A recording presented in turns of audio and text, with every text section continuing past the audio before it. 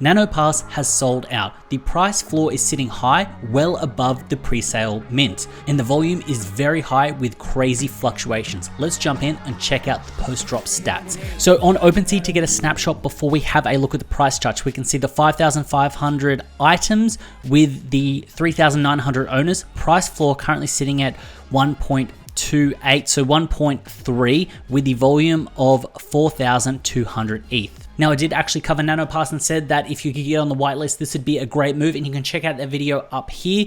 But anyway, let's kick on back into Nansen. When we have a look at the project, it was deployed 6 days ago, but it really just kicked off in the last sort of 48 hours.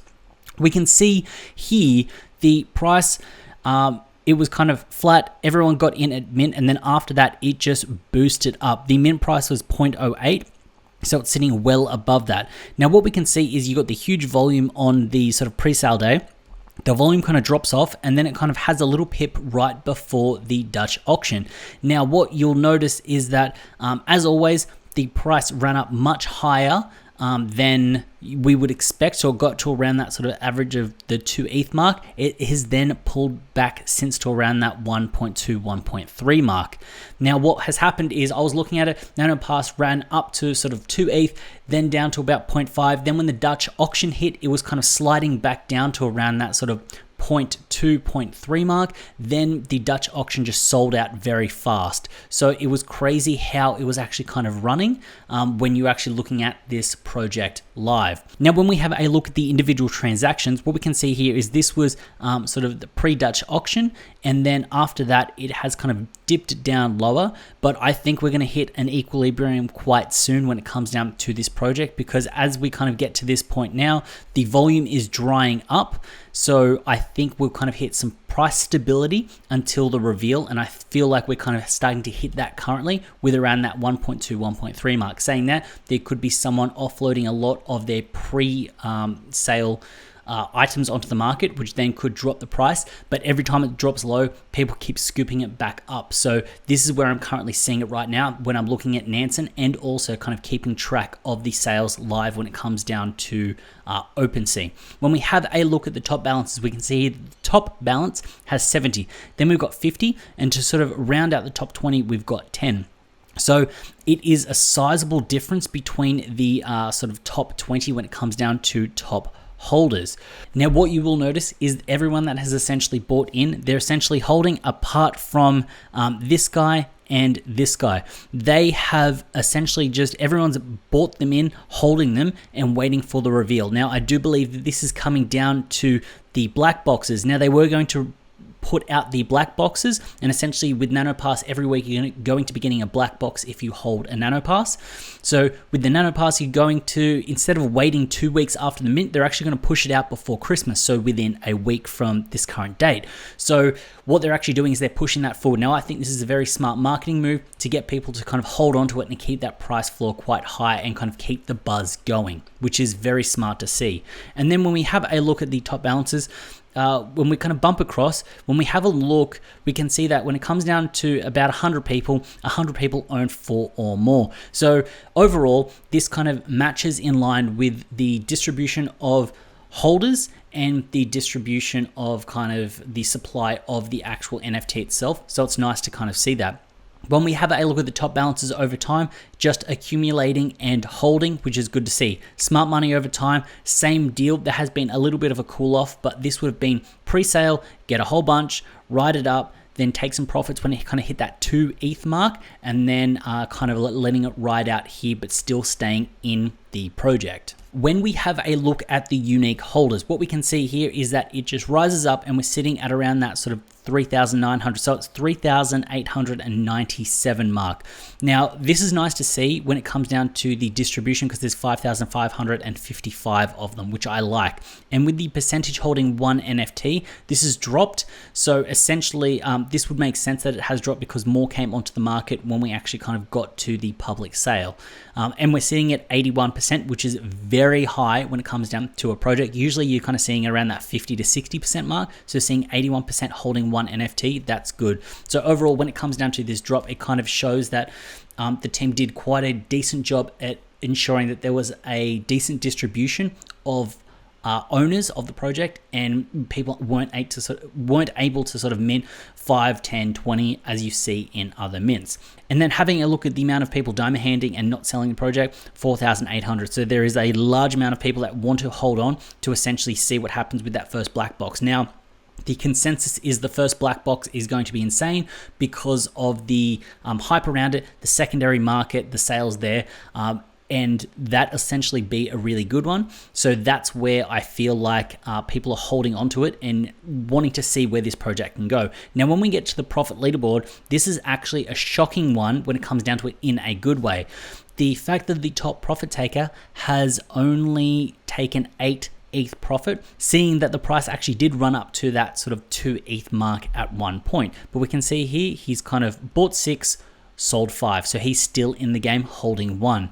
Then after that 7, so essentially 8 ETH, and then rounding out the top 20, we've got 3 ETH profits. So this is insane to see. When you had a look at something like Clonex, now Clonex has actually revealed we were seeing 100 ETH profits, we're seeing huge profits, but the fact that the top profit taker has only taken 8, especially when it ran up to a 2 ETH mark, shows that there are a lot of people holding onto some and willing to not let go of that because they actually want to see where this project goes and a long-term hold when it comes down to the project. Having a look at the top 5 buying addresses and where they're actually kind of entering the market to see if you're actually going to get a deal, we can see here that it is in a downtrend. And with the top 5 buying addresses, if you could get a Nanopass at 1.2, you're actually going to be getting a good deal when it comes down to it because you're going to be buying at a discount because there is a heavy clump around that 1.6 to 1.8 mark where the sort of FOMO was really big and real.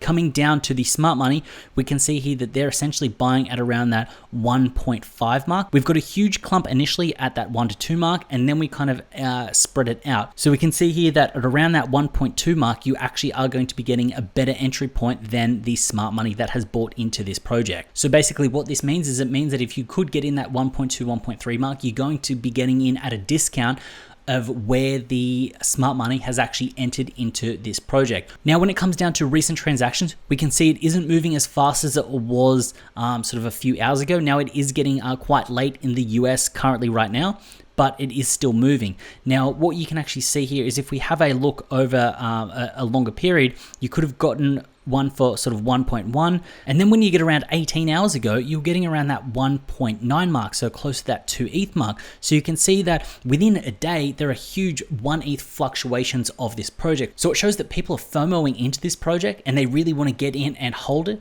And then some people are realizing profits, kind of taking that, price dips down, and then they're jumping back in. And this is where you're getting these big, crazy swings when it comes down to Nanopass. So what do I think of Nanopass and what do I think about the current price point? I feel like if you are wanting to get into this project pre-reveal to get that black box, what you should be doing is looking to get in around that 1.1 to 1.3 mark. That seems like a decent entry, and it seems like a good entry compared to where the top 5 buying addresses and where the smart money is buying in. And then when you get to around that 1.5 ETH mark, it seems like it's evenly priced and you're not necessarily getting a deal, but you're not necessarily overpaying. Once you get to around that 1.7 mark to essentially 2 ETH, then you're overpaying where other people have kind of bought into the project. Now, this is not financial advice. I'm not a financial advisor. You really should have a look at the project, look at your own portfolio, look at your risk tolerances and see if this fits into what you want to do. I don't believe that this project is a good beginner project because to tie up 1 to 1.5 ETH worth of capital, especially if you're new to the space, this is very hard. This is one of those projects that looks like it will keep delivering and it looks like it will be great value in the future, but at the moment it looks like people will be priced out, generally the retail investors. I actually did try to kind of get in when the Dutch auction was coming through, and I actually got a failed transaction at around that 1.3 mark. Seeing that it is at this 1.2 mark, it doesn't look like a bad opportunity to get in, but I'm going to keep a close eye on it over the next few hours as the US goes to sleep, volume dies down, and see if people want to paper hand to try to get in at a better entry point. And then when it comes down to Nanopass and the long-term sort of price predictions and trajectory of this project, I think it comes down to the first black boxes and the companion drops after this one. I do believe that this can build up into something really big and really heavy and a beast when it comes down to the IP of this project. I can see that, but saying that, the team has to execute fast and they have to execute smoothly. So that is the difficult point when it comes into it. If you got into this project at the pre-sale, you're sitting good, and I don't ever think you're going to be losing money. If you're buying in on the secondary market, I feel like you will be taking somewhat of a gamble. Now, what could happen is the price could drop if the black boxes are underwhelming and they don't perform well, and a little bit of FUD gets into the system, and then also the other companion drops just aren't as exciting when it comes down to the project. So overall, I hope you found value in this video. If you did, please consider hitting that subscribe button. It really does help out with me knowing if you really like this kind of content, so I can produce more of it. Also, while you're down there, hit up that like button as well. As always, it's been a pleasure having you with me. I look forward to seeing you in the next one.